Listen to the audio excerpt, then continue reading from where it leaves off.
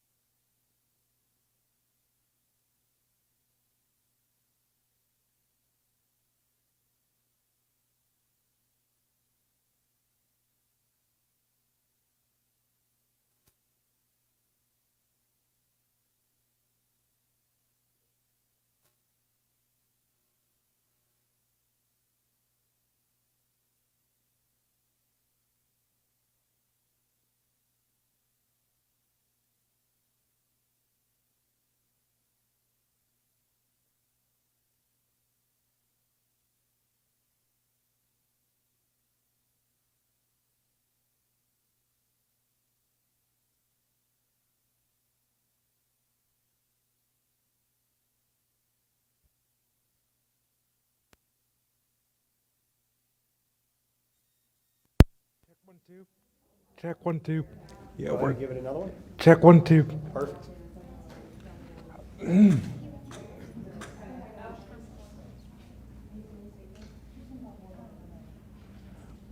Where's my easiest pathway where I'm not going to run over Mr. Coy? Yeah.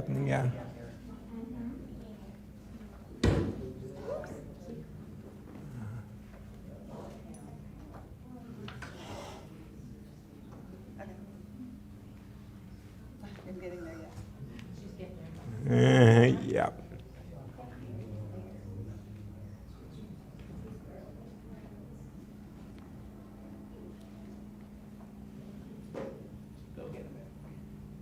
Thank you, man.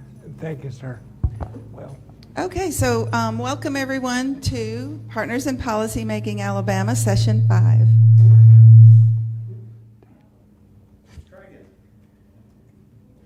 Welcome everybody to Partners in Policy Making Alabama, Session 5. We are here in Mobile, and I hope everybody's enjoying everything. When you checked in, if you parked in the parking deck, you let them know, and they will give you a parking pass to go in and out, and it will be no charge to you.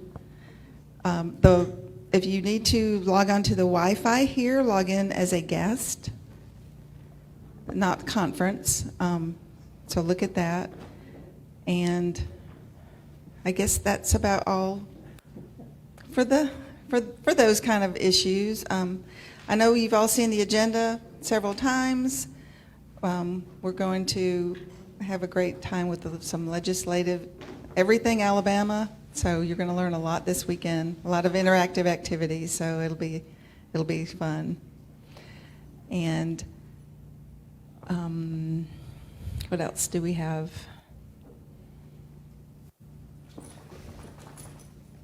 So Eric Peebles is going to say a few words and introduce a few guests. Thank you. Hold the mic. I'm already hooked up. Oh, okay. Yep. So, first off, I want to say, well, on behalf of the Independent Living Center of Mobile, the State Council on Independent Living, and the Disability Leadership Coalition of Alabama, welcome to Alabama's Port City, and we hope that you have a great time.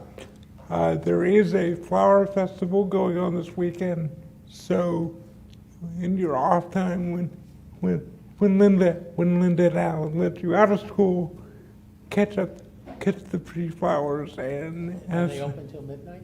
Yeah, good point. And those pamphlets are on all the tables. Right. Yeah, your visit, thanks to the Mobile Tourism Group.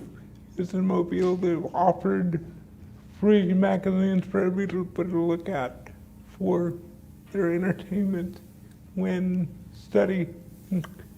class is not in session. Well, I have to say it's truly an honor to be speaking with all of you today.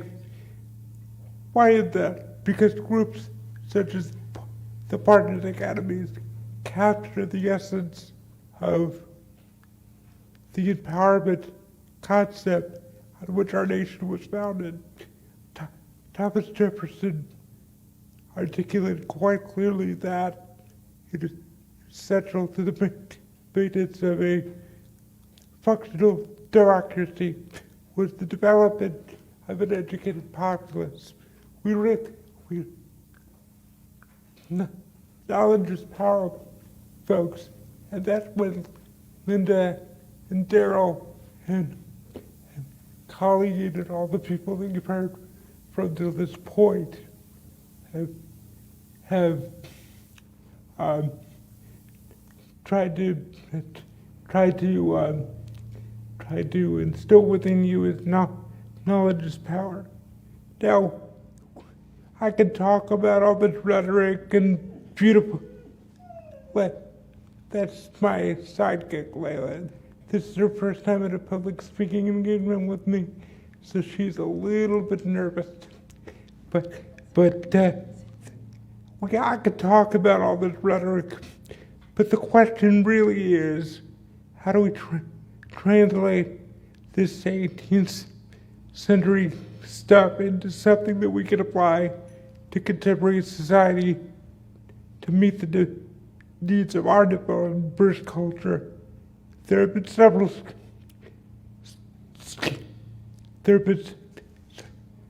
schemes that intellectuals who may lack the real world experience have proffered, but really what we need to be focused on here is the ability of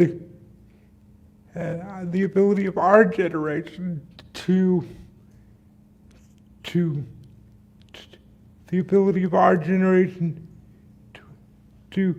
effectively use this framework to work on modern empowerment.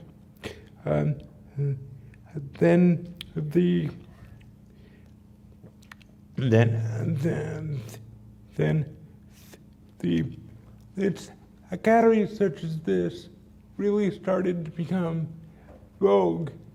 I would say, Alan, what would you say, the late 80s, early 90s, when these types?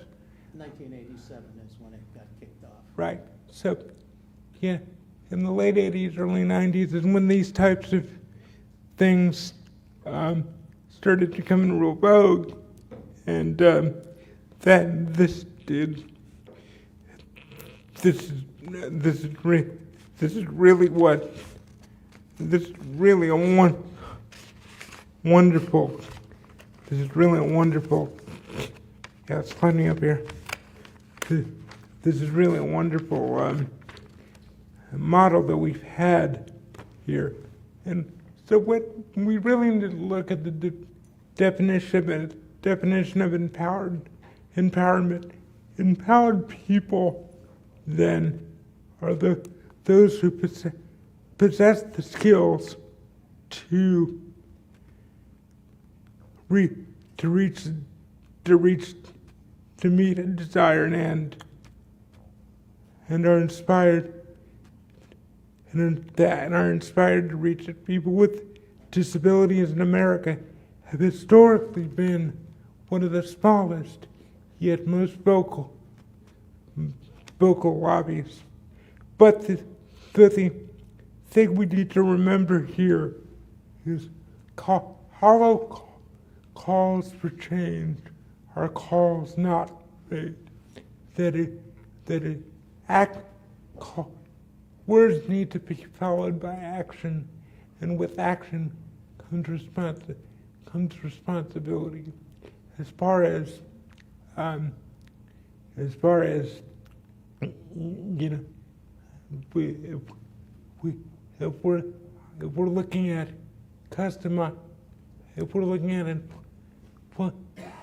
employment and community inclusion, for example, we must at the same time be willing to accept responsibilities such as carrying out our voting obligation and paying our taxes.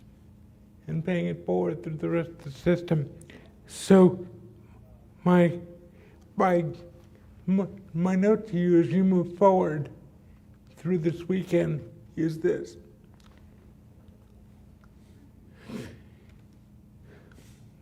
My note to you is this. Leadership and empowerment, the type of stuff we do, is not a business of immediate gratification. It can take months or even years to see the fruits of our labors. There have been several,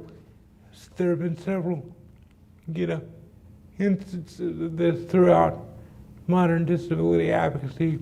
The folks at NCD that drafted the initial language for the Americans with the Disabilities Act published a report called Toward Independence in 1986, which was the genesis for the legislation, and we didn't see it passed into law and then enacted until 1992.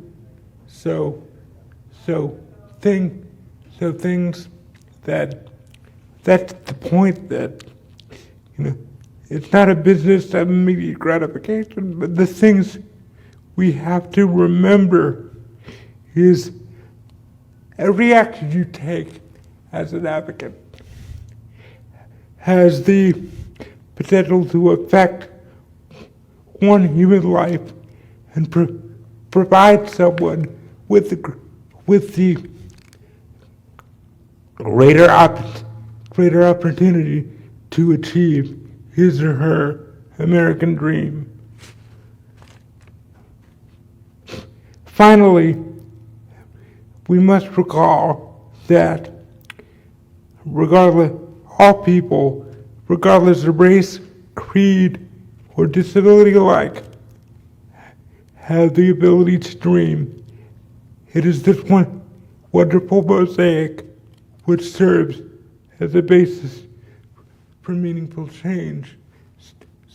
So the question that I ask you is, I have a dream today. What about you? This is all about people. This is all about people using knowledge and power to realize dreams and aspire to a higher ideal. And I believe that is what Mr. Bergman taught me many years ago, was it's all aspirations to higher ideals. And there's always this notion that it's too young to advocate. Someone's too young to advocate. I first met Mr. Bergman when I was 9 years old I was only in preschool. As a speaker at another one of the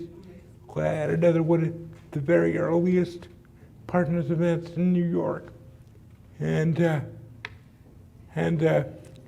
another very special lady was a part of that has brought us, or me specifically, to the juncture that we are. And that is my mom. Please stand up. Oh my. So I'd like to that is the power of what the partners model can do for an advocacy career. I've come full circle. I was sitting in the audience like many of you 25 years ago, listening to what is the great man, Alan Bergman, and all his inspiring stories.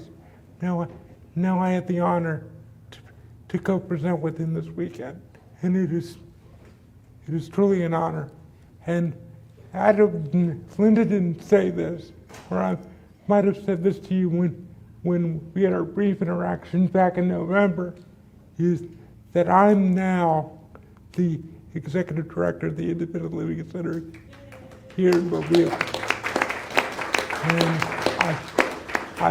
I was hoping our board president, Carolyn Green, would be able to join us, but there she is. Carolyn, stand up. Yeah. And my CFO, Gary Foster, stand up. So, if Carolyn, do you have anything to add? We just are so thrilled to have Eric as our executive. Hey, and wake on.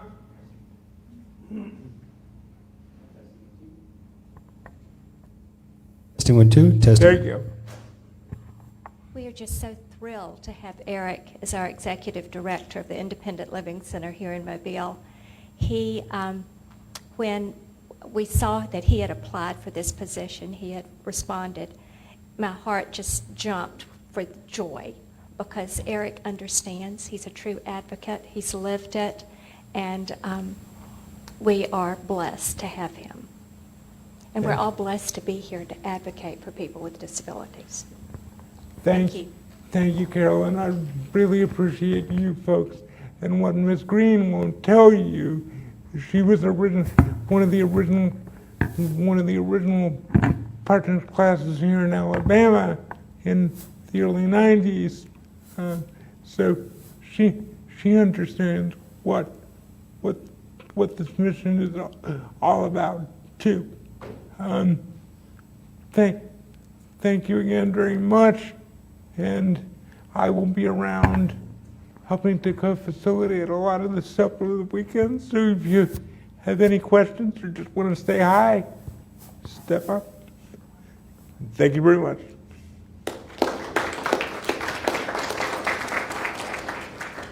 Yeah, we can just swap the back.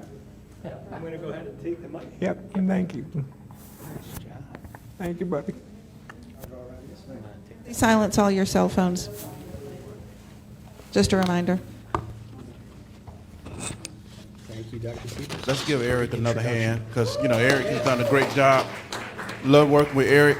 Sir, I'm just going to So put this right he's a great here. advocate, and I'm glad to be a part of his team then as well. This can go So in a front pocket or anywhere we're you thankful like. for everything that has gone on up to this point. We do want to be respectful and mindful of everyone, so, we want to eliminate the distractions, but we're excited about this weekend, and we're excited about our next speaker and presenter. Hopefully we will have some great information, some empowerment, some kickoff to help us move forward, because in order to make some change, to make some positive, good noise, we got to have some knowledge. And I think we have someone here today who can take us there, can give us some information that we need to use to make some change, make some positive change. So our next presenter, Mr. Alan Bergman. We're going to give it up for Mr. Allen. So he's going to be leading us from this point. So Mr. Allen, you have the floor. Thank you. You're welcome. Thank you, Daryl. Thank you, Eric. Pleasure to be back in Alabama. I have been here in the past when partners used to exist, and I've done other work here in a variety of ways. But I was talking with James Tucker last night. I think I haven't been here since probably 2016. So I want to acknowledge and thank the 3 DD Network partners for restarting Partners in Policy Making, long overdue in terms of, thank you, leadership development. That's what this is about. And I'll nitpick the words a little bit because, as you will see later on, language is critical in our communication and our messaging. And I worry a lot when people tell me they go to training and the training is called an empowerment workshop. Daryl said knowledge, Eric said skills. Each one of us has in us God-given power. What these workshops do is give you knowledge, information, skills, and training and practice to feel comfortable exercising your personal power. That's what empowerment is about. I don't walk out of here and say, I now have empowered all of you. You still have to choose when to use it, how to use it, where to use it. But knowledge and skills and practice get us comfortable, and I've seen it in partners across this country. You will see it here. Some of those quiet, passive people come into the first class, and by the 5th class, they're giving up these 3 to 5 minute elevator speeches, ready to take on the world and ready to go meet a legislator or talk to the governor or the mayor or whatever it is. That's what this does. This is about giving you that confidence to free up what's inside you, which is the core of the democratic principles that Eric was alluding to. The other comment I want to make, because he sort of got into where I want to go next, was about responsibilities. Yes, we're going to talk a little bit about civics or government, because most of us don't remember it if we took it in high school, and some people don't even get it anymore, I'm finding out. But we all talk about our rights. We learn about our rights. We have a right to do this. He then said we have a responsibility to vote. We have a responsibility to pay taxes. The third responsibility, which is what we're going to focus on later today and tomorrow, is to communicate with the people we vote for, or even if we didn't vote for them, what's on our mind. They don't have a crystal ball. They don't live in our world. They don't know what the hot issues are, or the stale issues, or the old way of thinking, unless we bring it to them. So for me, legislative advocacy, your charge when you get ready for tomorrow, based on what you're going to learn today and what you already know, is to inform, educate, and persuade. Inform, educate, and persuade. Don't assume they know a darn thing about inclusive education, about supported or customized employment, about the critical role of assistive technology and devices, of early intervention in preschool and daycare being included, not segregated. They don't know that in most cases. You may find one who does. So our job is to continue to bring that information to the policymakers, whether it's local, state, or federal, and then we get to create the systems change. It doesn't happen overnight, and I'll even go back further than Eric did. The National Council on Disability report came out in 1986. The first paper about a civil rights bill for people with disabilities was actually written in 1982 and given to the council. So the ADA was in design for 8 years, ladies and gentlemen, and it was only the tenacity of the disability community saying, okay, we didn't get it this year, we're coming back next year, because it didn't change. We needed it, and we finally got it. Now we're still working on implementing it, but at least we have, in law, some stuff, and we'll talk about that today. Okay, to the task at hand, the Alabama legislature, okay? And we're going to talk a little bit again what I'm calling Civics 101, 102, and we'll do it very quickly because I want to make sure that Bill Fuller has his time. So, going back to basic civics, what are the 3 branches of government? Just raise your hand or chime in nicely. Yes, sir. Say again? Legislative, okay, that's one. What are the other 2? I'm sorry? Presidential? I'm sorry. Presidential? Say it again. I'm sorry, Mike. Presidential? No. No. Judicial, okay, so we've got legislative and judicial. One more. Executive, okay? Most of us learned that in high school, and we have forgotten it because it was irrelevant in our lives. It's very relevant to our lives. And that is the structure we have in every state and at the federal government.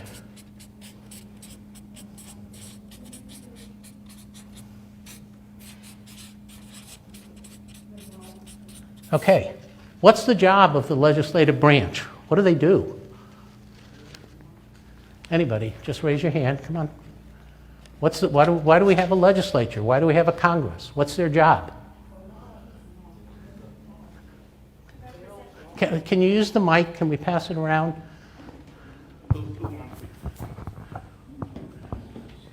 Raise your hand and we will come to you. Yeah, that's why we've got some roving mics.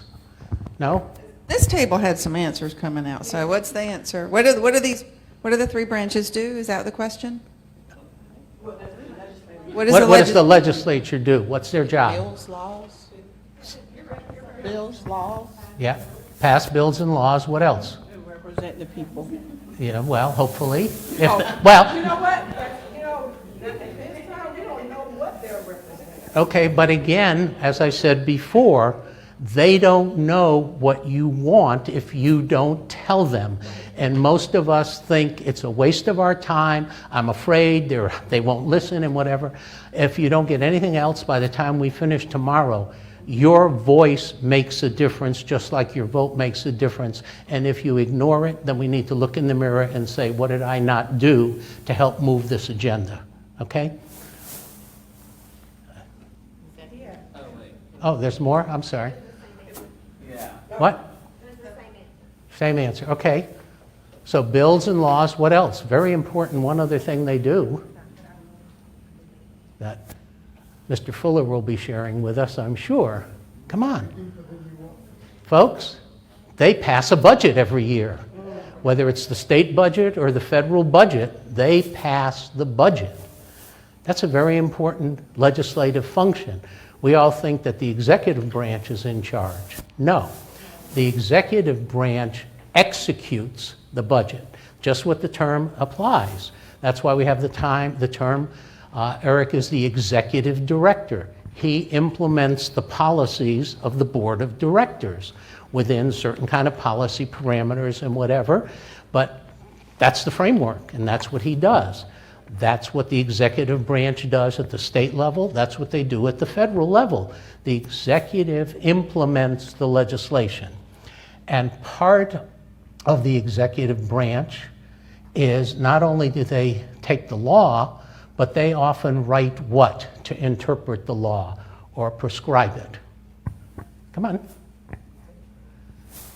Rules and regulations. Okay? That's what the executive branch does. And at the federal level, they are very good at that. And tons of piles and piles, but sometimes some really good stuff. All right, and then we have the judicial branch. And the judicial branch is to do what?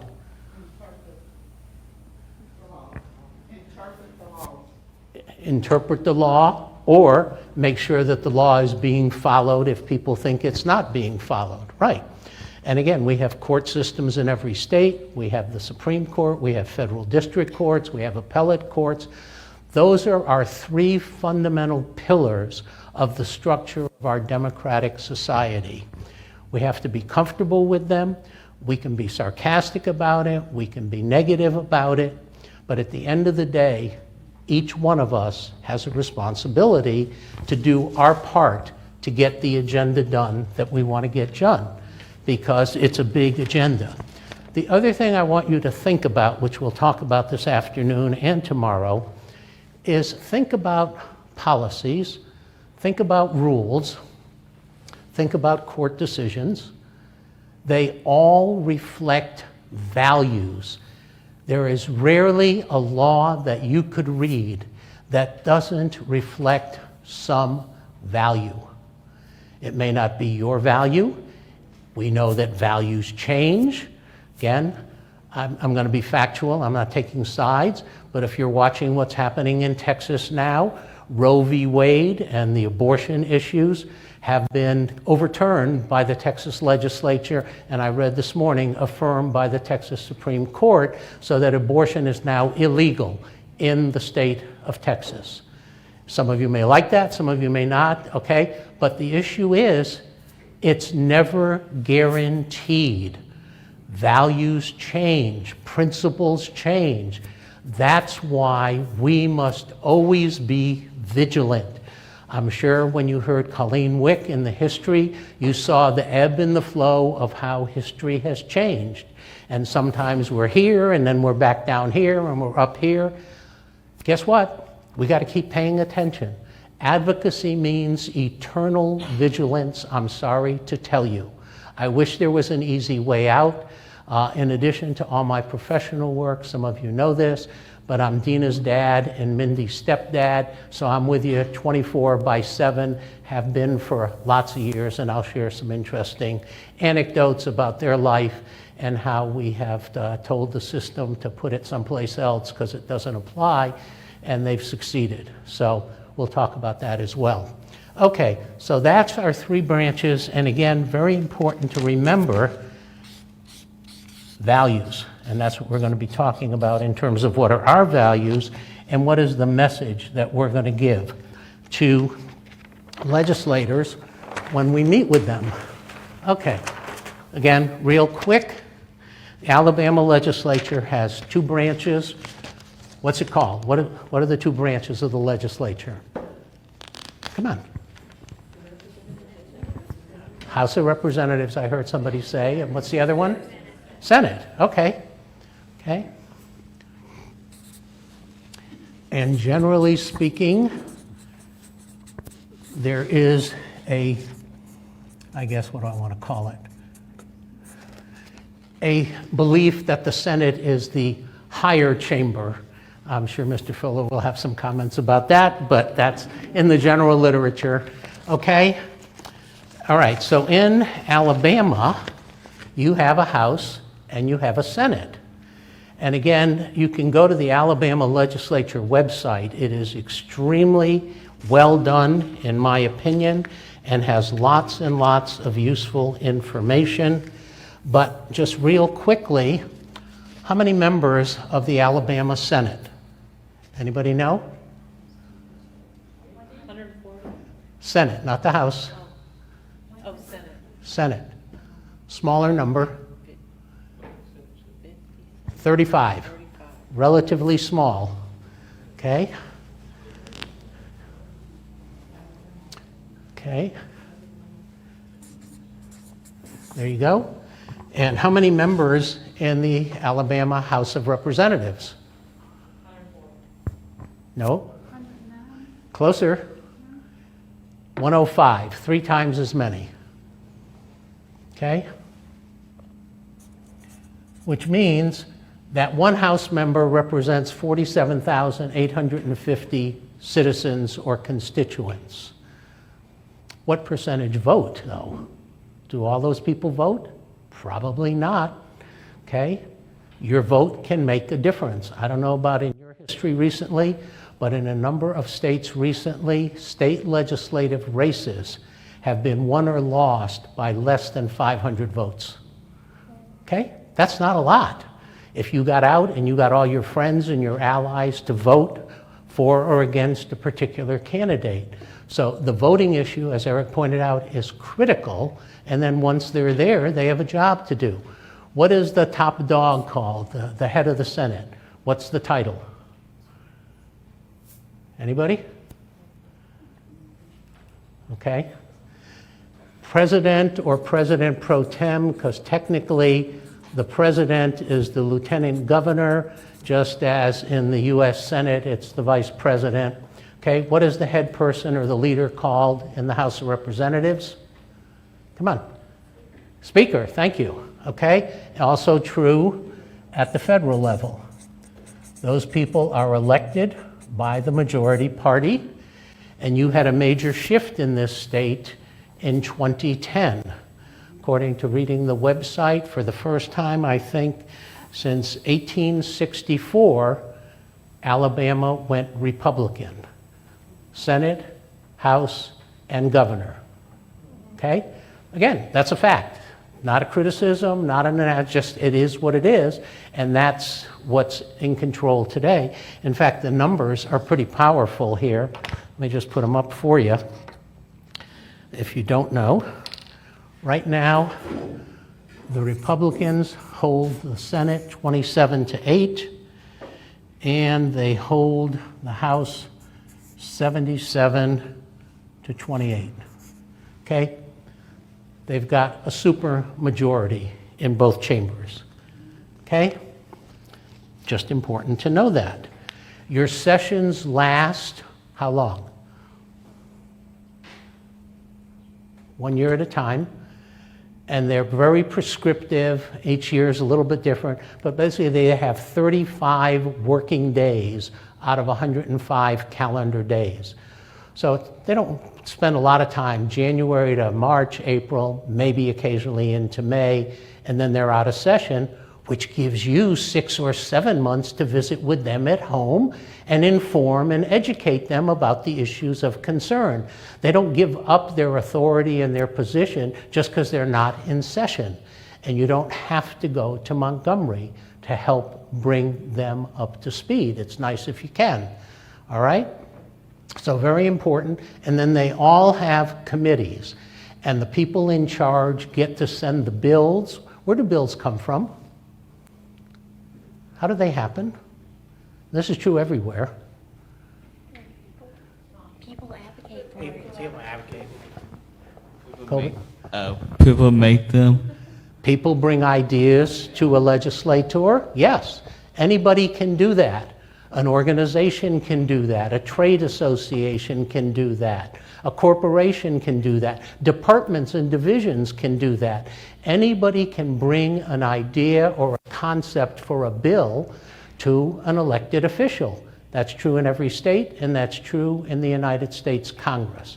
I can tell you the ADA wasn't originally thought about by Senator Harkin, maybe as a concept, or Senator Dole, concepts, but the actual constructs and some of the drafting initially before it went to the technocrats came from the advocates. That's how it gets done.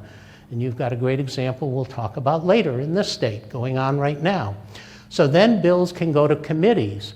I believe I'm correct, Mr. Fuller, that in your state, does every bill doesn't have to get a hearing. Is that correct?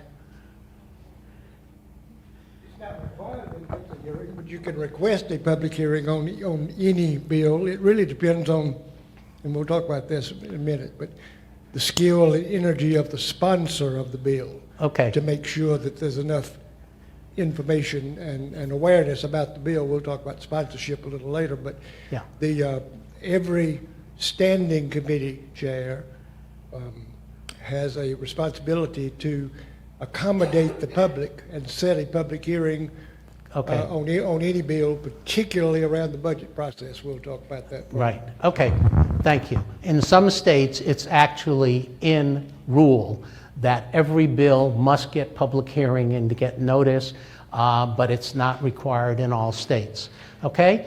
And then we go through the same basic process all over. The committee holds a hearing, they can do a markup, they can approve the bill, they can kill the bill, they can amend the bill, then it goes to the full floor for the vote, simple majority. Sometimes we have bills in both the House and the Senate at the same time. Sometimes they start in the Senate, then they go to the House, or the House and start in the Senate. Eventually, each group has to vote on it, and when they've agreed on the same bill, it goes to the governor, and the governor can veto, and you do have a very unique characteristic in this state. I think one of, what did I read, 6 or 8 states, where to override the governor's veto only takes a simple majority.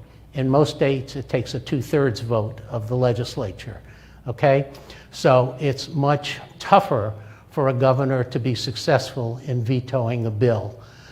So that's very simply the process. There's a lot of detail, all the lobbying, legislative advocacy, but that's the more formal process. At the federal level, there are some differences. How many people in the United States Senate?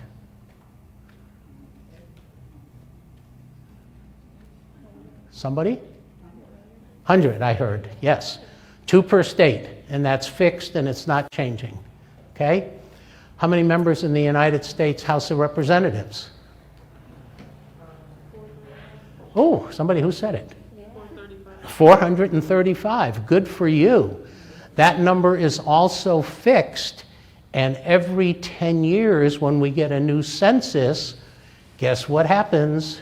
We distribute and redistribute the 435 seats. Some states like California keep picking one up. Other states keep losing one. Illinois, where I live, we just lost one in the last 10 years. I haven't tracked what happened here in Alabama. Did you lose one this time? No. Okay. But because that number isn't going to grow, it would, as it is, 435 is pretty unmanageable. But that number is fixed, and so every 10 years, the Congress looks at the census and says, okay, this state gains one and this state loses one. That's just the way it is. Committees and subcommittees abound in DC, as they do in your state. Same process, one difference. Here, if you show up at a hearing, I believe, and sign up, you might be able to testify. At the federal level, it's only by invitation. You can show up, they're open, you can submit written, but people in the national associations, of which I was in 2 while I was there, compete for who's going to get to go shine in front of the Senate committee or the House committee and then be able to brag to their members. I got to testify for you today. And I get it. And I was privileged on a number of occasions to testify before key committees in Congress when I was in DC. And then you can still meet with them and still lobby and write letters and all of that, because at the end of the day, numbers make a difference. That's why I said, if they don't hear from you, they don't think the bill's relevant. They got a disability bill and they hear from 1 or 2 people in a district, guess what? They're going to blow it off, or they'll defer to their colleagues. And that's not because they're bad people. I want you to be clear about this. This isn't about good and evil. This is about politics. I go where the noise is. And if there's a lot of noise about X and I don't get any noise about Y, I'm going to ignore it. But I may defer to a colleague who I respect and say, well, okay, Peebles says that's a good idea. Fuller says it's a good idea. I haven't heard anything, but I respect them. Fine, I'll vote yes. Or they could say vote no, and I might say I'd vote no. There's nothing wrong with that. You and I do that all the time with colleagues where we don't have all the information. So again, what I'm trying to do is take away some of the negative thinking we have about, pardon me, the good old boy or the good old girls network. That's not what this is about. This is about what's on their page. And if it's not on their page, it's irrelevant. If you haven't told them, if your friends and neighbors and colleagues haven't told them, if a whole bunch of parents of kids in special ed who are dissatisfied with whatever it is haven't said to that member of the Senate or the House, you got to change the law and do this, because they're not going to do it, because they're not in the weeds. They don't know. Most of them probably don't even know what an IEP is. We'll get into that this afternoon about don't using acronyms, okay? So the process is open as long as you choose to use it.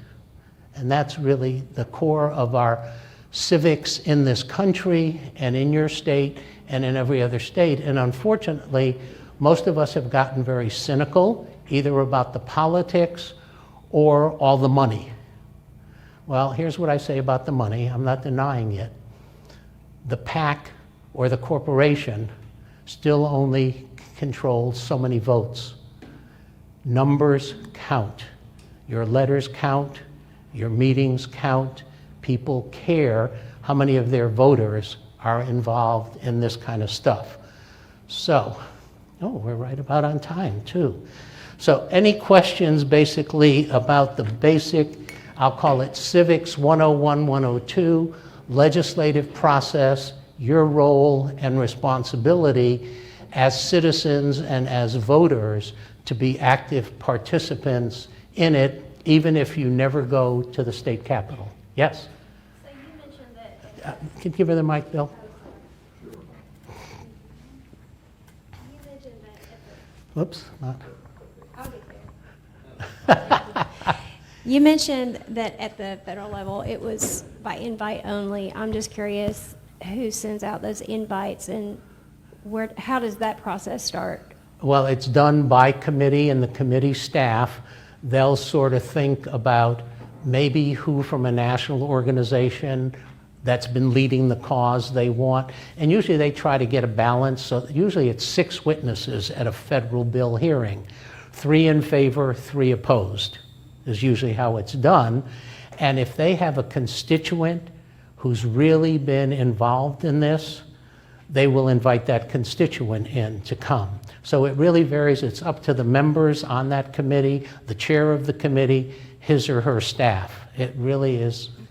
And how much the advocates, whoever they may be, are trying to convince them that I think you ought to have Jane Doe or Simon or whoever it is come in because of their story.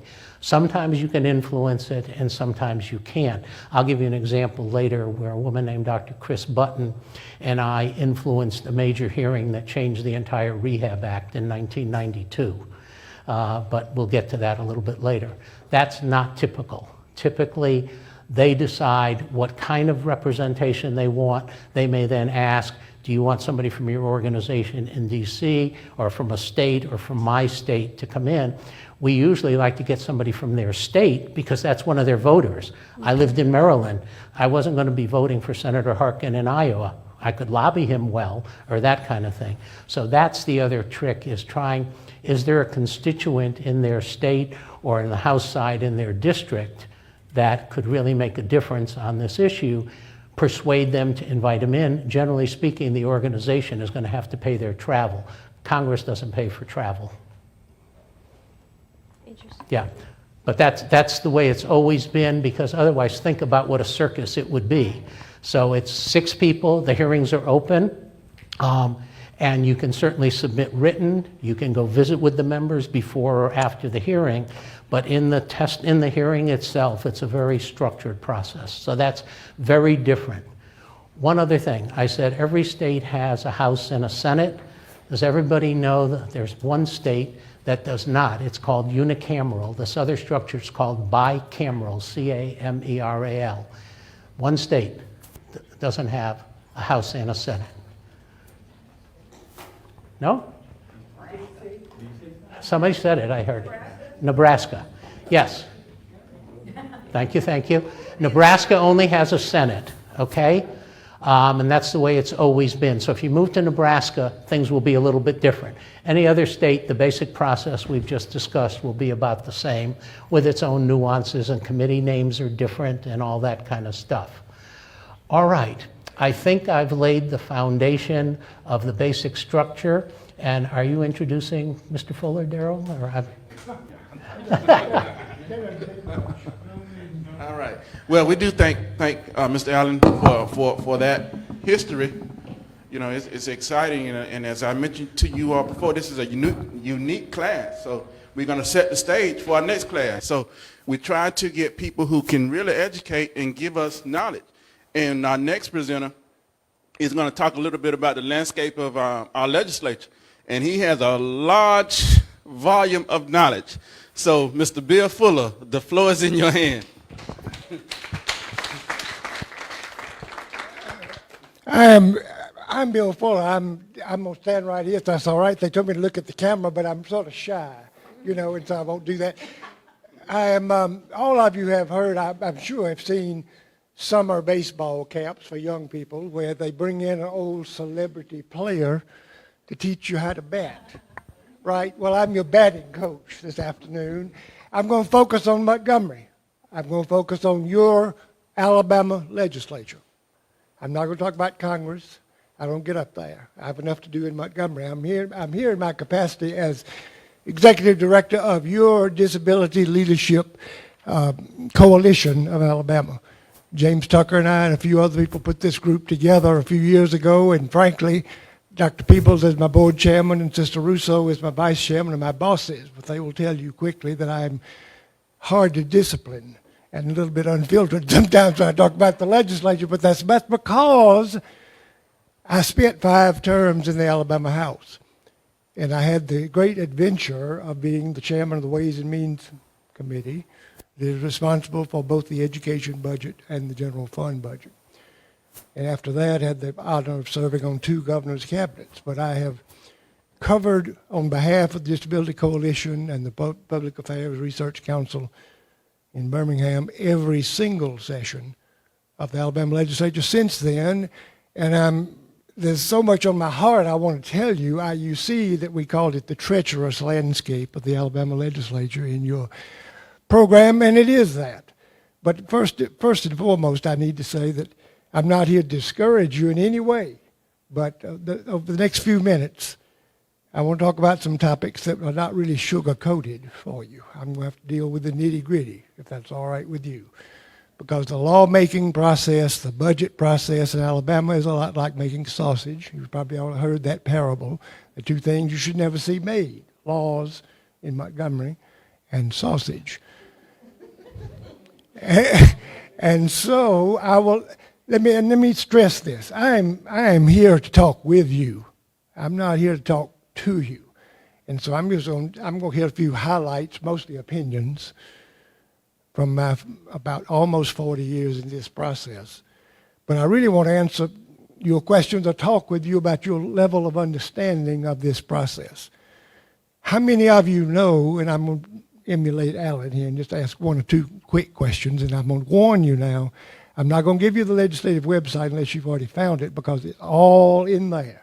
And I wouldn't have a whole lot to tell you, except that you need to take and spend a quality time with that website. Because you can not only now, it's so upgraded now that you can actually follow the committees, as you know, probably you should know, streaming during the session.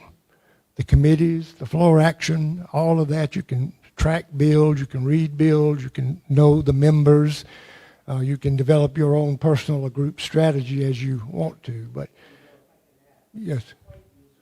Oh, it's very, very user-friendly.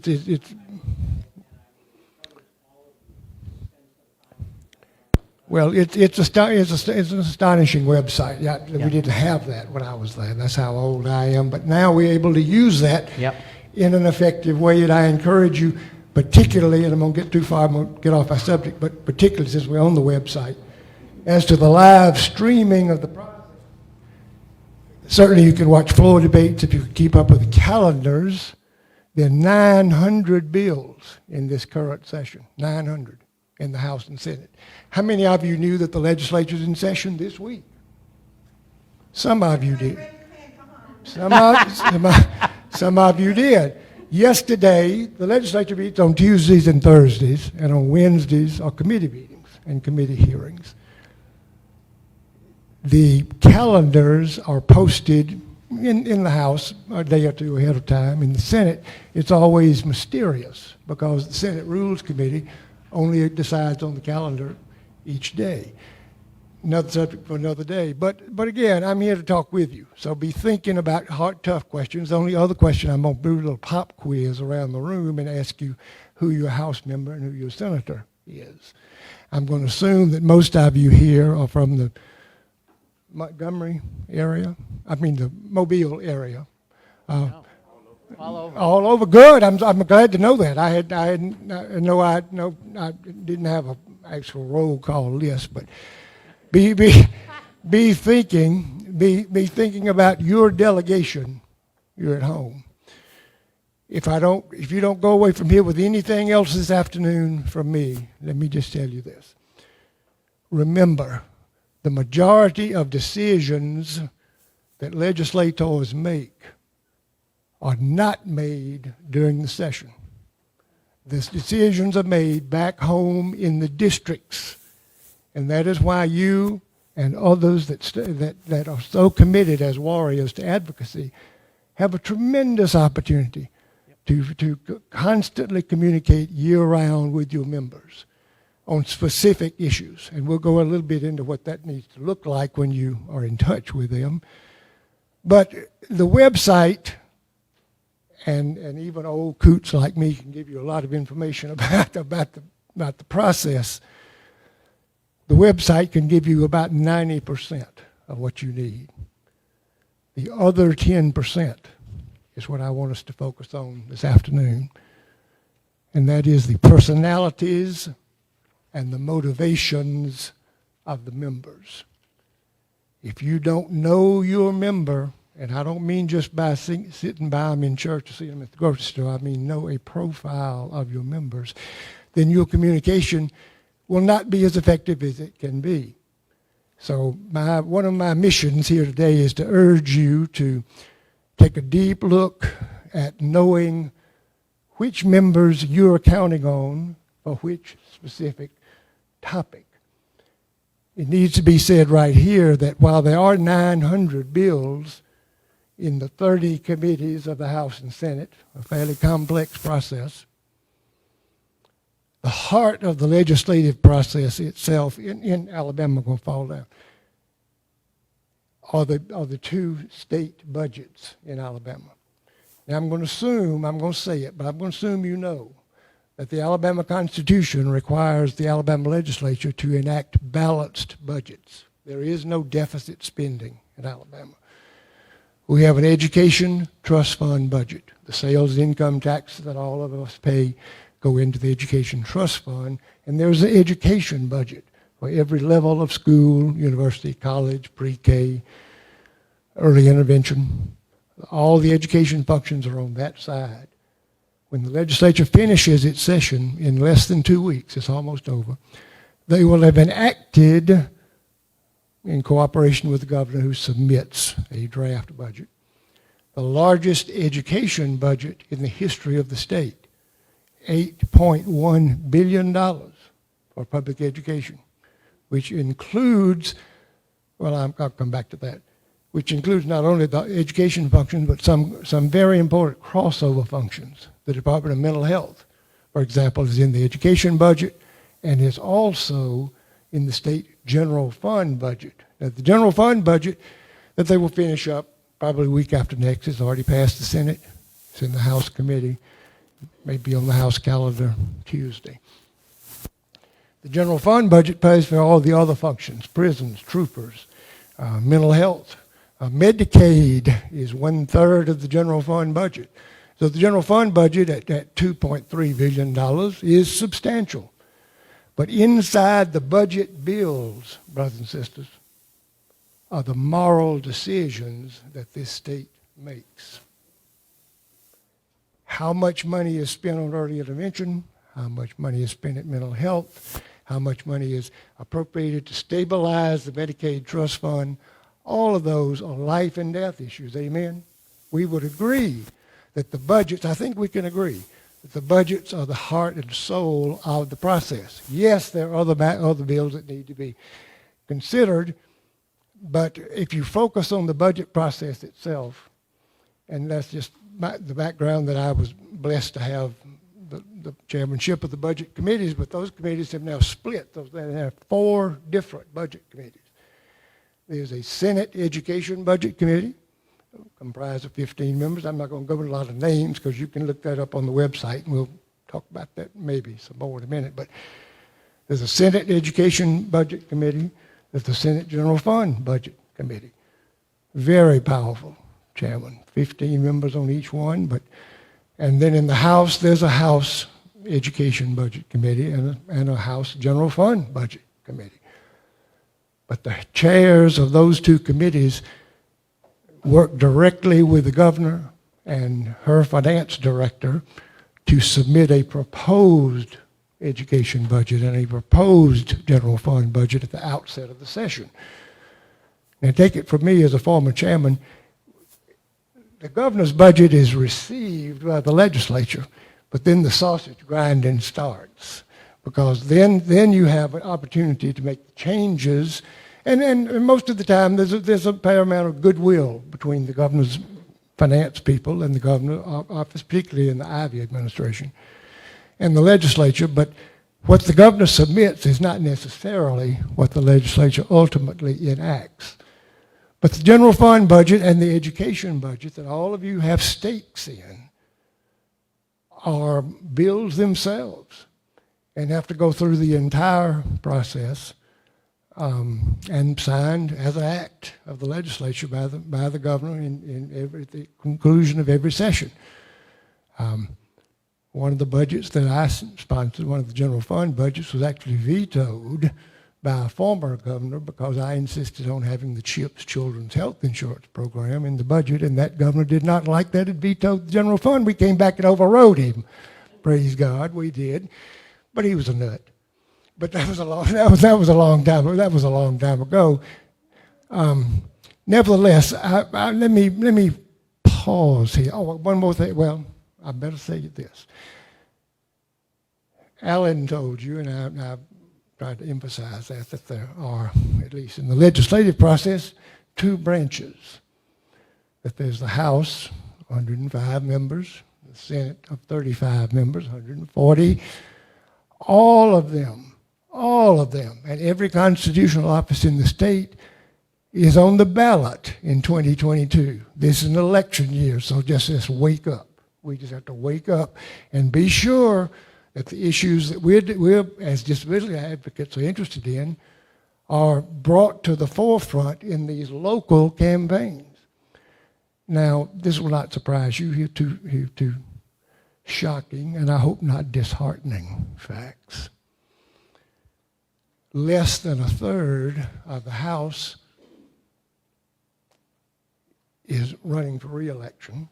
I mean, no, 2/3 of the House are running for re-election. A third, you'll have a potential change of about 30 members, and that we don't have time all day long to go into who that is. But in the Senate, the incumbency is so strong that there are only 4 senators that have opposition this time. And so there'll be 31 members. Don't fact check me on this. Some of the groups, some of the candidates will call me. Thank God I'm insulated from that process because our coalition is a nonprofit and we don't give money. We don't have a PAC. And so my phone does not ring off the hook. These days, they still call my law office, but they don't call the coalition office wanting for contributions. But this is an election year. So you have to go home wherever you are. I'm not going to go around the room and see where you are, and I can tell you all about your members, but look at them. Prepared to engage in a political year, to know who's running locally, and to not just generally support them, but go to them with an expectation that they will support specific things that you're interested in. Otherwise, look at the other candidates. You know, this is designed for a little bit of fresh air, and that's not the subject for another day. The other point, not to be discouraging, but I promised you no sugar coating. There is a House, there is a Senate, there is 140 members, but there are 455 registered lobbyists that circle the State House. Disclaimer, my son is one. He has 19 corporate clients, but he's 31. He skipped all of this public service business and went straight to that. And that's not a bad thing. That's really not a bad thing, but it's because each of these groups, whether it's the Alabama Education Association, the Realtors, the Foresters, everybody has, not everybody, but each sector of the business community has registered lobbyists that visit continuously throughout the year, but primarily during the session. So that's another reason, as I told you earlier, it's very, very hard to penetrate the communications during the session because these members the halls are packed with lobbyists. And so unless you have made your position known back home or otherwise, then it's very hard to bust up in there. You own the State House. You know, I constantly tell people that, you know, you own the place. But it's very hard because the number of lobbyists that deal with the legislature, and good folks are registered as lobbyists. I mean, a lot of the agencies have their own lobbyists. I was shocked. I looked over the fresh list. I'm not trying to shock you, but for example, the University of Alabama system has 7 lobbyists. The lowest paid one makes $225,000 a year. And so, no, I'm not encouraging you to branch out into the lobbying field. I'm just telling you, that's what I meant by calling this a treacherous landscape. It's not evil, it's not bad, it is just intensely competitive. Intensely competitive. With 900 bills, with the two largest state budgets in an election year, it's a miracle. And I'm not talking just about our disability issues. I'm talking about any issues, as I call them, issues of righteousness, that any of that penetrates that. Because Among other things, this is an election year, and the lobbyists spend about half of their time on the weekends delivering what? Campaign checks to the membership. Now that doesn't, that doesn't necessarily, I'm not suggesting, because I used to raise a lot of money. I was the powerful chairman of Ways and Means. I didn't have any trouble raising money to run again. But the question becomes, what does that money get? Access, access, access. You all, friends, have access because you have something that a lot of the lobbyists do not have. Courage. Courage. You have come through, you and the people that you are close to have come to this process with a set of life skills that are born of courage and insight. And that is what these members of your legislature, when it's election year or next year when they come back into session, in preparation for that, you need to share your lives and your experiences and the people that you care about with these members so that they will come prepared, because otherwise it is literally a fire hose of information and communication within the first month or so before the session starts. This next one is in January. Every member and every member that counts of the governor's staff will be inundated with requests and ideas and information. And the sooner, I guess I can honestly say to you, because this is what we talk about when the coalition leadership, and we have on our own roll 22 groups, but we have some more active than others, and we see ourselves as, the coalition sees ourselves as a helper or a key to the system. Our whole mission is to try to help guide our members and advocates into the system, the contacts that need to be made, the information that they need to have. So, that's what we're about. Some of you, most of you, have heard of this relatively new concept in the last 10 or 15 years called precision medicine, where a variety of conditions are treated through genetic research, through the examination of the DNA of the patients. We are developing at your Disability Coalition a new initiative that we will roll out in anticipation of the 23 session called Precision Advocacy, where we plan to drill into the DNA of every member, every current member, every new member, to give our folks, and that's all of you and many, many others, a clear idea of the interest and personalities and background of the members, even before you communicate with them. That's the 10% that is missing.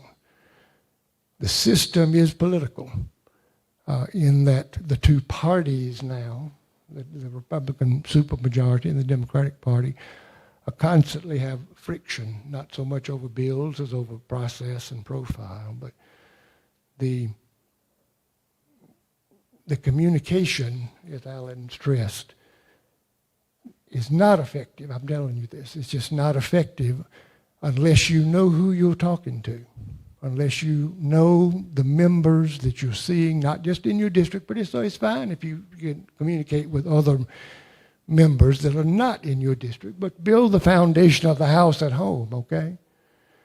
But it's so important that you know as much as you possibly can about each individual member. And so with precision advocacy, God willing, we'll have much more of that information for you, and we plan to make use of it because we intend to raise the profile of disability issues in 2023 when the new session begins. Watch these last 9 days of the session. Get on the website, particularly on Wednesdays when the committees are grinding through the bills. The committee process itself is the heart of the matter. You will have an opportunity, if you watch the committees, to learn about the individual members, how they handle themselves, who they are, where they're from, what they seem to be interested in. We're going to go deeper than that another day. But I strongly encourage you to tune into the major committees, particularly the budget committees, on Wednesdays. That's just a very small sideline. But the other thing that you bring to this work, besides your own courage and life skill, I believe, is your faith, that you have come a long way, you and your families and those that you are close to and that you care for, based on a very deep personal faith, that you are involved in really a ministry, a mission, to serve those that deserve. I don't like the word need. I like the word deserve, who deserve the dignity and the services that the state of Alabama is responsible for.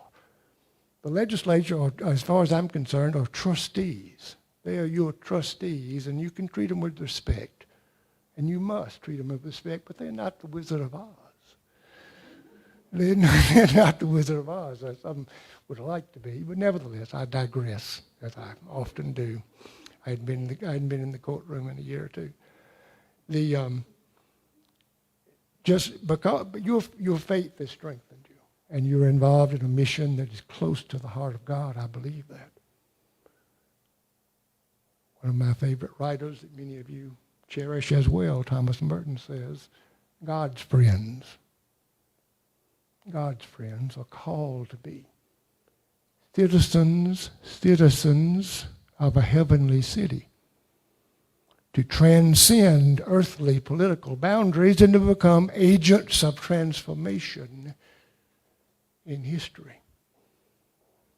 I am honored to be among so many agents of transformation today. I'll be glad to answer your questions. Godspeed to you all.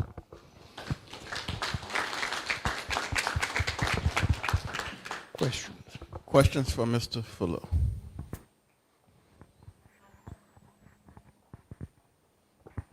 Yes. Excuse me, I'm leaning on you. I'm a little wobbly. Hello. This carpet drives me. I know. And it's the color. If you look at it, you start going like this. I'm Veronica McGee, and I'm Hey, in Veronica, Birmingham, yes. Alabama. Yes. District 6. So I think my Walker County. no, not District 6. I'm sorry. Shelby County.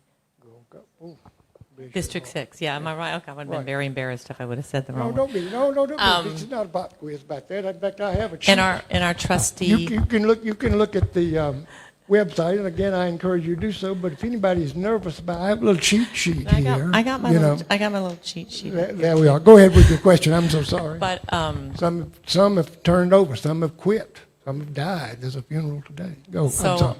our friend and trustee Senator Shelby, Yes. as you well know, is A whole nother level. Yeah, a whole nother level. The great Richard But- Shelby, right? So I just trying to think of people that I have a relationship with or that I have access to, and just I've not made the time and energy of establishing those relationships with my representatives. I'll just be very honest with you. So I'm just curious when he's going to be leaving us soon. This is the last year, I think. By his choice, yes. By his choice. So I just wondered what advice you might give. I'd love to try and what kind of questions you might suggest that I ask him to on his way out that could give me some words of wisdom about the current candidates coming in or taking his place. You and I can have that discussion a little later on. On a more I don't think personal it's level. appropriate. I've known Richard Shelby since he was a Democrat. Yeah, while I was in law that's school. why he interests me so Right. much. Well, of course, and that's way back. But while I was in law school, I worked for the state senate, and he was the Democratic vice chairman of the Judiciary Committee, and changed parties became. If there's such a thing as co-president, Richard Shelby would be a co-president because he's that strong. But that's not the arena that I work in. I don't communicate much with Senator Shelby except through our work with the Institute for the Deaf and Blind, where a lot of his focus, frankly, has been. He's made his position on his successor fairly clear. And my second question is, Not for me to see, but that's big federal money. Fortunately, we have had, I didn't even get into the ARPA money today. That's really the third budget, the new federal money that's flowing into the state that's gigantic, $2.5 billion of new money that the Republican legislature and my governor, and I love her, she's my 8th governor to work with, are happy to take and spend, but criticize the president for sending it. It doesn't make much sense to me, but that's not the subject for another day. I'm sorry, but go to you're from Shelby County. You have some strong delegation members. Senator Gerald Allen has a piece of your county, but Representative Ellis is on the Education Budget Committee and is a very strong, I would call, rising star in the House, and I would encourage you to draw closer to him. That's just one. and I'd love to get with you later, but my platform is a lot to do with affordable, accessible, inclusive housing for people with disabilities. Sure. And I wondered if you'd work with any of the 811 HUD stuff. I wanted to maybe talk to you some of the money coming down, Yep. lots of money coming down that. But later, that's a discussion for later. I'm just There is. curious. I'm going to confine myself to state money today, but still there's some. But Alabama would have to apply for that money, and we've never applied for that 811 money. Well, there's so a lot of ARPA flexibility. Yeah. But there's an enormous amount of money coming down. party for that. politics Yeah. in the ARPA money. Yeah. There's another entire session on that. Thank you, though, for your great insight. Yes. Yes. Ooh, I've just worn you out. No other questions. I'm sorry. Hey, sister. My name is Jenny Lux. Yes. I have a two-part question. One is, I work for the Birmingham SIL, but I live in Madison County, Huntsville area. Can I advocate for others in the Birmingham SIL area, to the area lawmakers, despite the fact that I live in the Huntsville-Madison County area? Oh, of course, then you should not miss a day's opportunity to do that. We'll talk about Okay. the Jefferson County delegation is quite strong, obviously, and as is the Madison County delegation. As you know, the sun is sort of setting on the Madison County delegation because the Speaker of the House, Mac McCutcheon, is from Huntsville, but he's retiring. And so Right. there will be a new race for Speaker in the organization and regular session, which will be enormously important because the new Speaker will appoint the budget, could appoint the members of all the committees, particularly the budget chairs. And, I'm not here to make any predictions about that, but the Speaker's race is vitally important.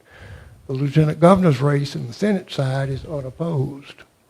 And so the Senate leadership will stay virtually like it is, but the Speaker of the House is up for grabs. Yes, to answer your question a long way around, you have a great opportunity because you have two very strong delegations, and we Okay. can go deep into those personalities another time if you'd like to.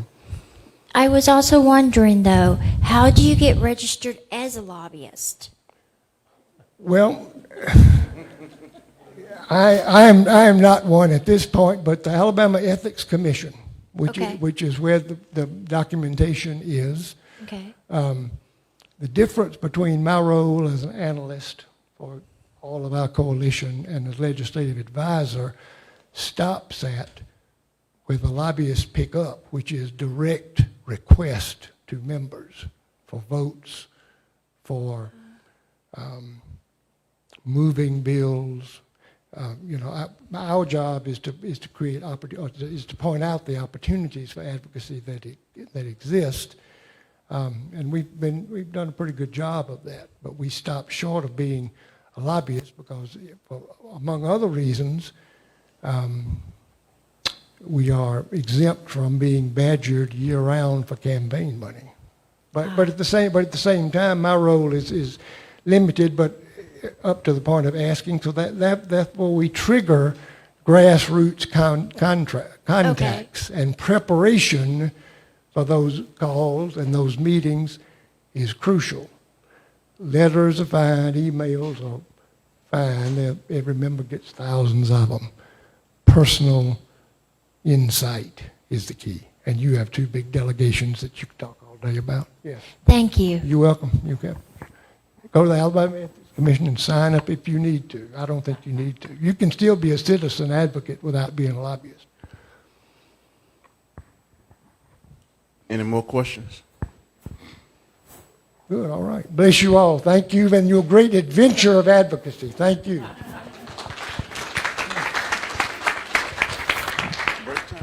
Thank you, Bill.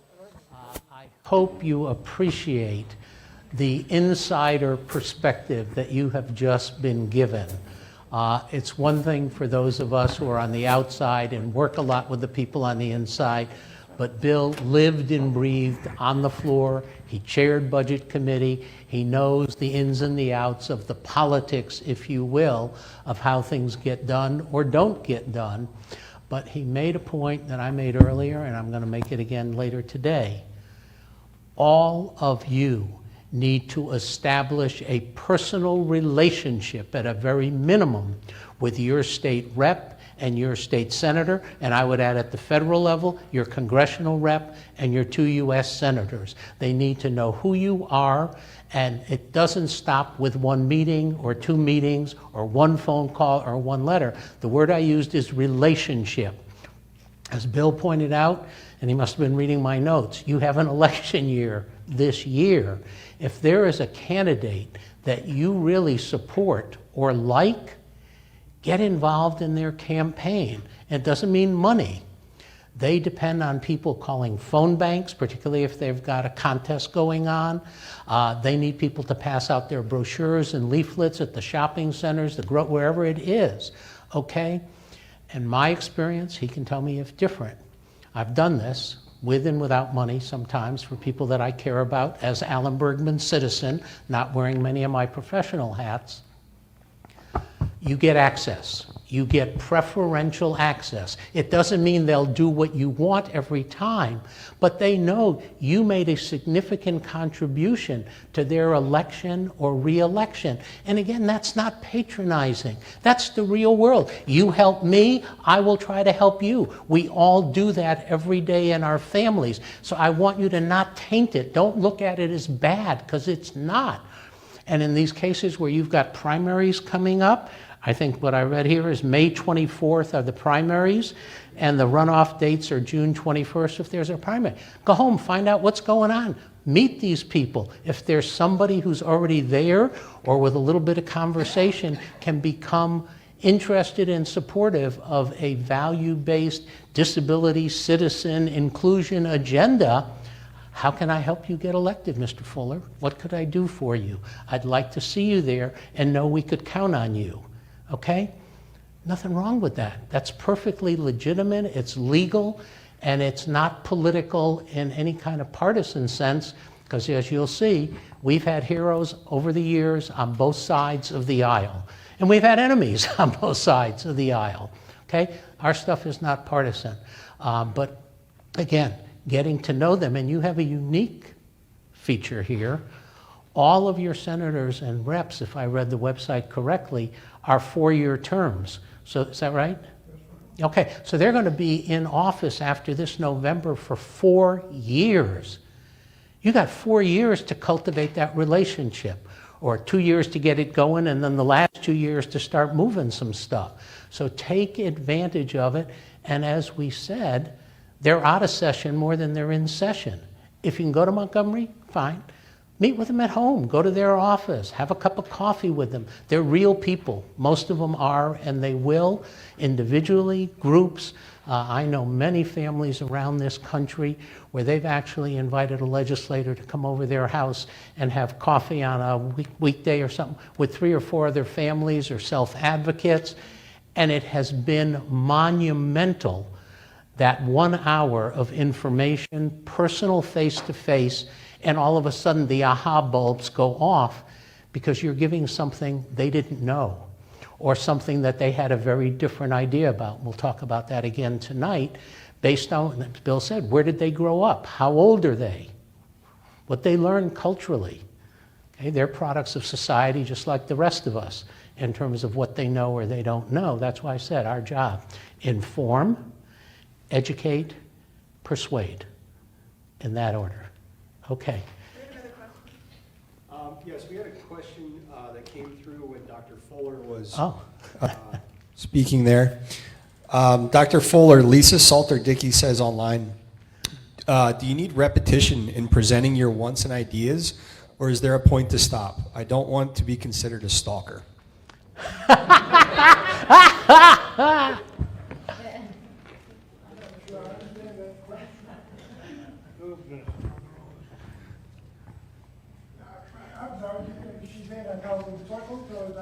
Oh, no, she was asking for herself if she's going to advocate to her local representative. Is there a stopping point, or should she keep going? She doesn't want to be considered a stalker. Oh, no, I think I understand that. I think the best way to answer that is to add to what Alan and I both have emphasized about the year-round communication or the off-session time. In your communication, be very specific about what you expect them to do. It's very easy to have members, or to set aside time with members, whether it's at the State House or back home where it needs to be, and just say, we hope that you will help the disability community, or we hope that you will help mental health. Know what you're asking for. Know about House Bill 57. Know about line 13 in the education budget. Know you have to do your homework to do this. It's not easy, because it's just too easy for members who are all people, mostly people of good faith, to say, oh, well, thank you for coming. I appreciate it. It's so good to see you, and I hope you'll vote for me. You know, it's easy to do that. But if you pin these folks down in a nice, polite, well-informed way about what it is you want them to do, then you will come away with a much better result. If that's the way, it's all right. Sometimes there are members that need stalking. I mean, answer that way in a nice way. Once is rarely enough if there again is a specific point that you want to make. General goodwill visits are not nearly as effective as the members getting the clear impression that you know exactly what you want from them, and more importantly, what you expect from them. Approach members, whether it's the budget committees or any other particular bill that you're following, with a respectful sense of expectation. You know, ask them, what will you do to help us with this? Not, do you believe like we do? And, you know, it's just too easy to answer that. Pin them down. You can do that respectfully, but come away and then let others among your allies know the results of that. And that's the only way that we build or rebuild in the upcoming cycle a new core of advocates within the system. There are members of both the House and Senate that I can identify that have a genuine, heartfelt family or professional connection to the disability community. They have demonstrated that.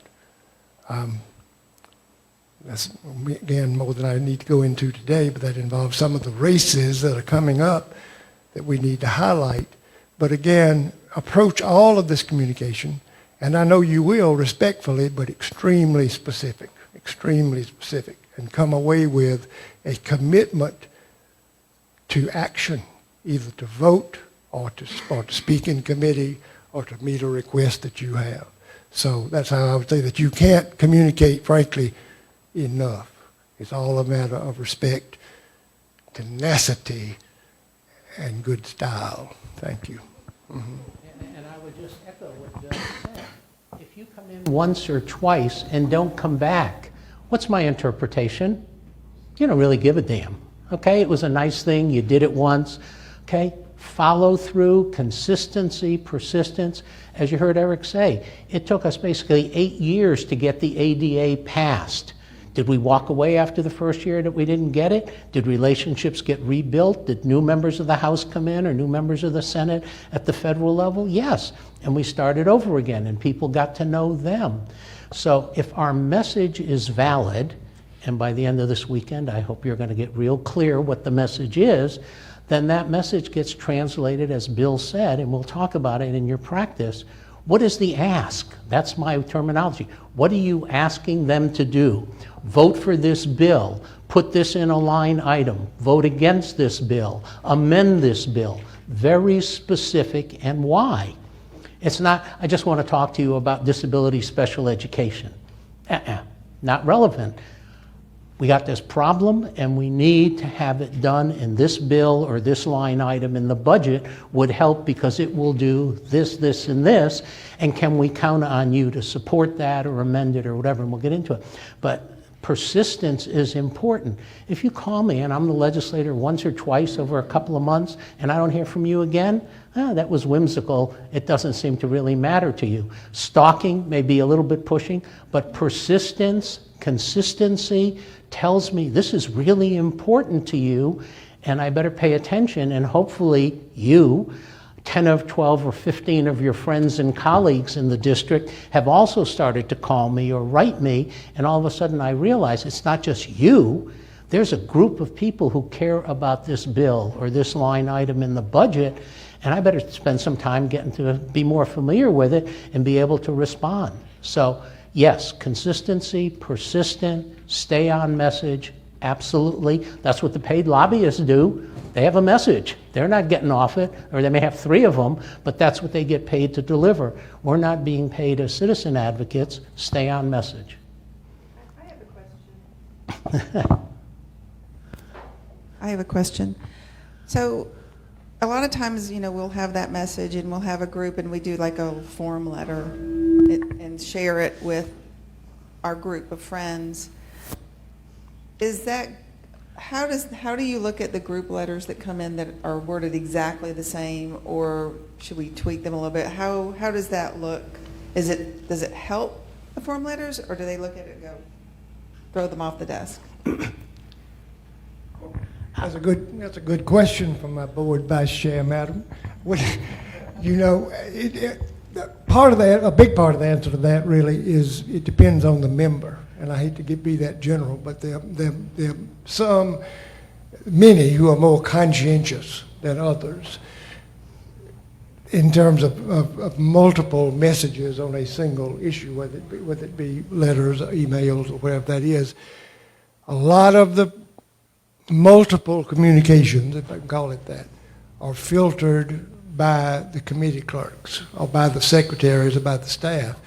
There are, and that's not a bad thing, it's far more true in Congress than it is in Montgomery with the legislature, but there are some levels that are a little bit hard to penetrate. The same people that send emails and letters probably need to organize a smaller core group to follow up with the members to confirm that they have received them, frankly, and have seen them. And then you have the very complex issue of timing, of knowing when to do it, and that's why so much tracking of the calendars and tracking of the process is crucial. And some of us want to help you do that. So it really depends on the member, again, this personality and background sort of they're 15 members of each of the 4 budget committees. There are 15 members of the Rules Committee. That is the leadership tier. That does not mean that every member is not important. They are. But those are the most crucial positions in this process. There are other standing committees, judiciary, others. But out of the 140 members of the House, about 20 make things happen. No more sugarcoating. Yes, thank you. That's a good question. Depends on the issue, depends on the member. Yeah, and I would just add to that, Linda. Generally speaking, I don't have a problem with a format for a letter, but I think there must be, and generally it should be like the second paragraph, a personal piece. What does this mean to me? Why am I writing to you about this? Generally speaking, and I'll speak more at the federal, but at some state levels, if the clerk or staff, if they have it, see it, and they see all the same letter coming in, oh, there's a campaign, whoopee-doo, we got 20 letters and they all said the same thing. What it also says, back to our earlier discussion, that's not a real investment or commitment of your time. You took 5 minutes to put your email on it, boop, and send it off. So for me, that personal piece is critical. Outline for the letter, opening paragraph, but the strong piece has got to be, I'm writing to you because I'm a person with, or I'm a parent of, or I'm a teacher, or I'm a whatever it might be, and the reason this is important to me is da-da-da-da-da-da-da-da, with some bullets, and then thank you, can we count on you, or something like that. That's much more powerful, and particularly if I already know who you are, or I've heard from you before, so. Even more valuable is the return address. If they can know, some of them, Yeah. if they know, that goes without saying that's common sense, but I have to underline that the communications need to come from, it's great to have 100 letters on a particular issue, but the upfront needs to be messages from within Senate District 6, the House District 31, if that's possible. That's not always possible in our issues, but it can be with a little background research on who to touch and when to do that. So, again, who it's coming from or where it's coming from is as important as the content. No, right on. When we do tomorrow, your letters count, particularly now in the world of email. I will stress to you, put your name, your address, city, state, and zip code, okay? You want to put your phone number, that's okay. Because as Bill pointed out, they're going to quickly know, is this a constituent or not? Is it somebody in the adjacent district or somebody who's just writing to me wearing my committee hat, which is okay. But first and foremost, I'm paying attention to my voters. What are they saying to me? Because they're the people who go to the ballot box that control my future destiny. So think politics not in a negative way, but just a realistic way. If you were running for office or you were in office, who would you want to hear from most? The people who voted for you, to whom you're theoretically and we hope legally accountable to, those 46,000 or 130,000 citizens. So during Christmas, I usually try to have some families write a letter to, their state representative and Senate, and it's standardized. But I also have them to write a personal note on it. Is that effective? It's a miracle. They're saying Merry Christmas and thank you for the hard work that you've done for for us during the year, and wishing you and your family have a happy, Merry Christmas. And then they have to write a personal note from themselves about it, because I'll do something standardized, but I then have them to write something personal then I mail them off. Well, that's just beautiful. I don't Yeah. think you'll be a consultant with me. Yeah. No. That's exactly what I was saying. There's got to be that personal connection. Greeting cards are nice, but connect it. Who are you? Remind me or tell me why. Yeah. No, beautiful. Oh, well, no, I'm not going to use up my last 15 minutes. I will bless you with silence. If you want to go to, if you want to take a little 10, 15-minute break and look at the website, I'll stay here and I'll answer questions that you might have one-on-one about what you find there. So there has been some discussion about the website, and I know we looked at it during our Wednesday session. Uh-huh. Yes, we looked I at thought it. you did. We looked at House Bill 105 and looked up to see some other things going on there. So I'd like to hear from some people in the audience. What were some of your highlights that you looked at the website, and if you did anything further than just what we did on Wednesday night?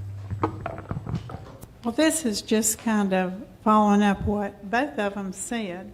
I have a friend. Well, first of all, our story, couldn't we just put a concise little bit of what you had to do on our story for what he's talking about, the personal thing? But I have a friend that, I don't know how many people have heard about that widow's tax bill, that the military thing that was, has been before Congress or Senate or whatever for like 20 or 25 years. I have a friend who I taught with for a long time, that his husband was in the military and died, and he had left her the survival benefit. Well, the way that works is they take a part of it, and she did not get it. None of the widows got it.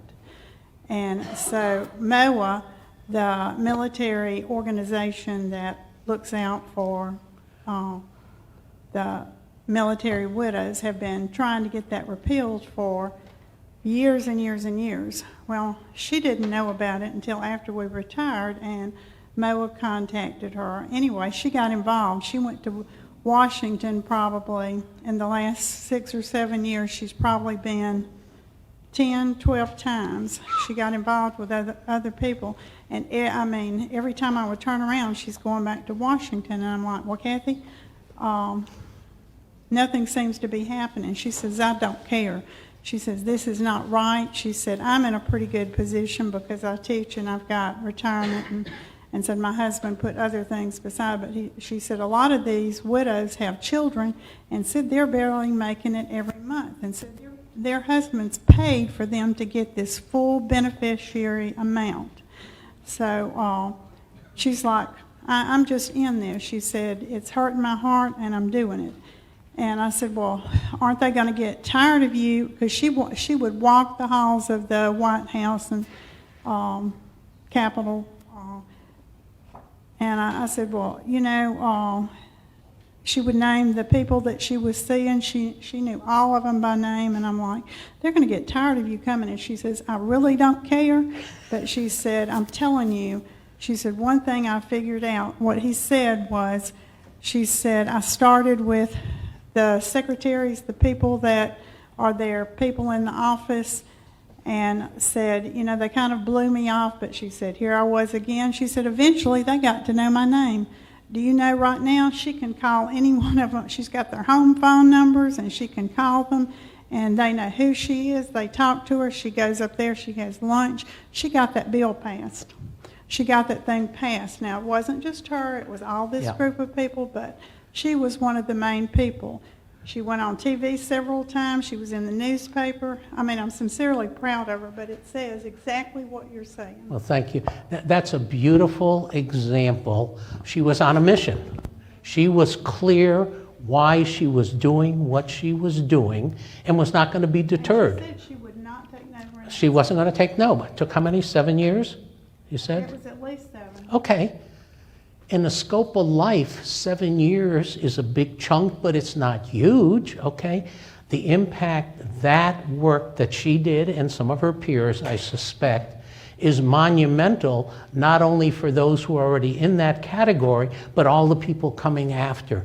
That's where we have to be clear. Sometimes we're advocating for something, and by the time it happens, we may not get as much benefit as the next decade or the one before us, but we're laying a new foundation of a country or a state or a school district that's going to do its job correctly on behalf of people with disabilities and their families, as opposed to yes, but, or no, we're going to make an exception over here. So thank you for sharing that, because that's what we are talking about, is if it's really important, get engaged, be persistent, quasi-stalk for the person who asked that question, and stay on message, because at some point there will be enough people who are going to say, I guess we better pay attention to this thing.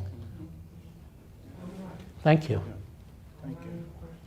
Beautiful. Oops. Hold on, Eric. Oh, you got your mic on. No, I've got his. So, for years, you always used the phrase, a picture's worth 1,000 words. So, is that lesson, but do we discourage them now because of privacy concerns and all that? Or do you still believe in the picture or the in-person visit or the in-person visit being more effective than you know, a policy brief or something else? Well, if you want my opinion, and we're going to get into it this evening and tomorrow, personal stories and putting a face on the statistic is absolutely essential. Otherwise, it's easy to ignore a page of numbers. They're not real. There's 5,000 people, there's 2 million people, whatever. It doesn't mean anything to me. When that number is then brought out by, well, this is my daughter we're talking about, or this is my ex-husband, or this is my grandchild, or this is my father, or this is my mother, or my neighbor, whoever it may be. And in fact, what I'll be teaching you tonight and tomorrow, when you go to a meeting, bring a family photo. Share it. Put a face even when you tell the story. If the whole family isn't there, or it's a parent without their son or daughter with a disability, bring it. And I'm sorry I didn't bring Senator Hassan's greeting card from New Hampshire. Just sidebar. Maggie Hassan, if you haven't heard that name, is a U.S. Senator from New Hampshire. She is a leadership grad, New Hampshire's version of Partners, one of my students, among many. But she then became a legislator, a governor, the first governor to eliminate sub-minimum wage sheltered workshops in the country. And now she's a member of the U.S. Senate and becoming a very assertive disability advocate. But what's beautiful is when she sends out her holiday greeting card to her donors, and yes, I give her money. I don't live in her state, but I believe in her a lot. On it is the family photo. And her son has quite significant disability. He's got a lot of cerebral palsy, and you see the picture, and it's like this. She's proud of her son. She's proud of her family. She's not hiding it. All her constituents know it. Her colleagues know it. And I said to her the first time I saw it, God, that is beautiful, that your family photo is your family. And you know, with all the cropping that can be done these days and the touch-up, they could make that thing look a lot different. And I forgot, usually I carry it with me, and I like to show it to people. This is her family. She's proud of her family, her daughter, who doesn't have a disability, her son who does, who also is a Partners grad. So it was kind of interesting. But anyhow, yeah, photos, back to Eric's, are really powerful, and they get person to see, oh, it's not just the fact sheet. We're talking about real people in their lives. So thank you. Yeah. Thank you. And that's one of the reasons that emphasize why we as a network get legislators, senators, lawmakers involved. And I think the network has done a great job inviting and getting them involved with this group. Yep. Because that network and that relationship is very important. So you can get to know them, you can hear them, you can speak to them. In many cases, you all talk to them, you know, after they present or speak or whatever, which is good. So that's one of the reasons. So the network has done a great job doing that. I think we have refreshments at this time, I believe. Are they here? And at some point, we're going to do group photos, but I'd like to get just kind of the network photo right now. There's two more PIPA members that are on their way from other circumstances. So we'll take one a little bit later towards dinner. We'll take a group photo. Great. The refreshments are right outside the door, and there is assistance there. If anybody needs it, just ask. And then it's just, light snack. The water is over in the back corner. And we will meet back here and begin again at 3:30. Well, is it 10 till now? I don't mean to be pushy. It is 10 to 3. So could we come back at 3:20? 3:20? Yeah, okay, sure. It's a half hour. Sure, but- 3:20. We will start again at 3:20, so please be prompt.